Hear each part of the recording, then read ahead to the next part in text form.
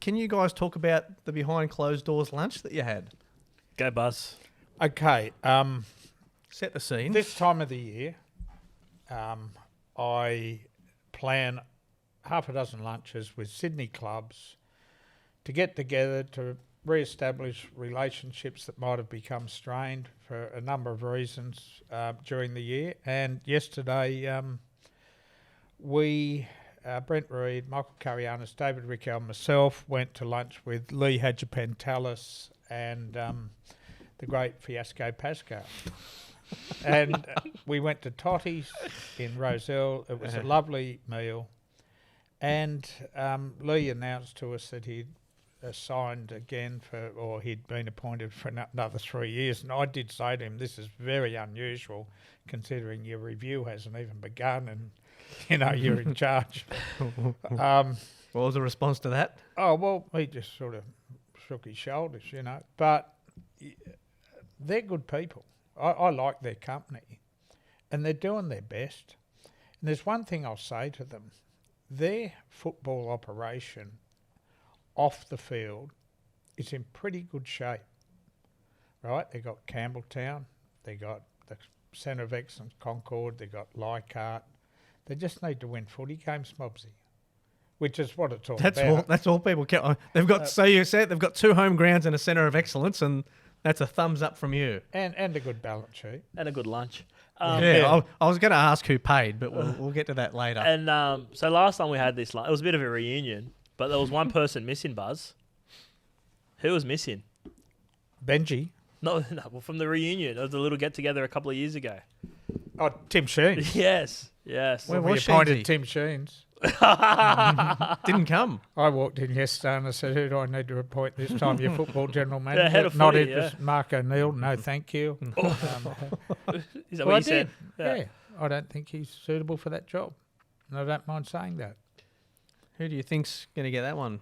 Well, they reached out to Michael Cheika about a month ago and had a conversation with Michael, not so much about the role, but just seeing where his head's at and what what his future may look like. He's obviously in the middle of a World Cup with Argentina, so I expect that conversation to continue once his World Cup commitments are over there. He's obviously really close with Robbie Farah. Robbie Farah instigated the club to pursue Michael Cheika.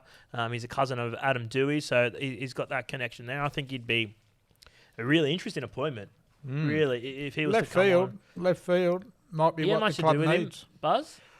Had a little bit to do with him. Yeah. Spoke to him several months ago when the St George coaching job was available, and he'd been approached by a third party to ask him to apply for that job. He wanted to wait and hear from the club, and he never did hear from them. He's achieved so much in rugby union. I think he would like to be involved in rugby league. He definitely would, yeah. Is a head of football role right for him with the connections you need and everything along those lines? It will be interesting to see because he's a guy that's got presence. He walks into a room and you know he's there, and he's super articulate. He knows. Like I heard you say that last night on 360. Yeah, so can you give us some fresh Mate, you're on tonight, so I'm going to be watching. Can you give us fresh content, not rehash, please? Oh, I'm sorry. There's so many media. Think of some that new we're on lines, now. mate. Prepare. But Bread what do and you butter. tell him? As the general Did you say manager on of football- SEN this morning that he had presence when he walks into a room? I bet you did. I don't- bet I'm you going to get did. the audio don't and think check. I don't think we spoke about Michael Cheika on SEN this morning. Can't remember. That's bad producing. We spoke about Jahream Bula, Yeah. which we haven't got to yet. We spoke about Lee.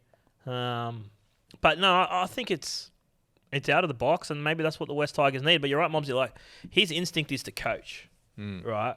Whether this will give him enough of a fix or not, I'm not sure. Will he try and do a little bit of coaching or a mentorship to Benji? I'm not sure. But I've spoken to him before, Buzz, and I think if someone offered him a head coaching job in the NRL, he'd take it. I don't think anyone would gamble, though, Mobsy, on him as a head coach.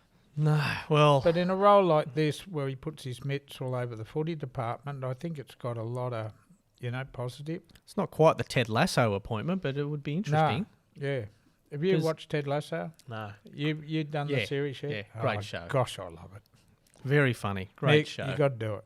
Ted Yeah. Lasso, Apple TV. But given the way that he coached Argentina and Lebanon Yeah, it's so last cool. year. Rugby league team. No, How cool is that? at the same time last Yeah. year during the Rugby League For World Cup. nothing. For Yeah. the Lebanon team. Like, All I'll say is the West Tigers, law of averages, says they're overdue to have a good appointment. Long overdue. At Sheens, they had Madge and Jason Taylor, and Cleary Clover. jumped off the bus. And I would have a whack at this one.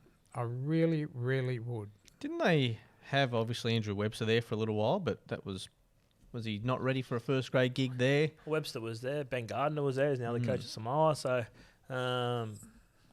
yeah, they obviously didn't. You got to think get he the was- structures right. You got to get everything sorted. But I guess in a real shot in the arm for them, as you alluded to before, Jahream Bula locking in until the end of 2027. That's a vote of confidence in my books for a young player who's exploded onto the scene.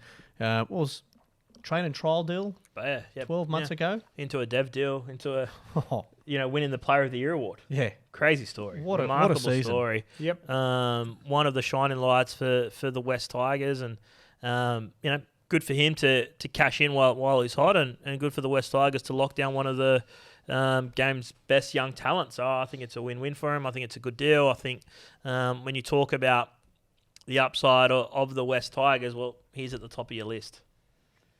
He is, and Big Stefano, the front row forward. Yeah.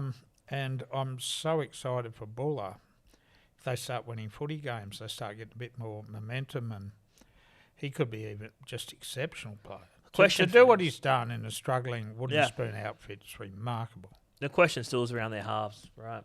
They've signed a couple, but they've signed a lot.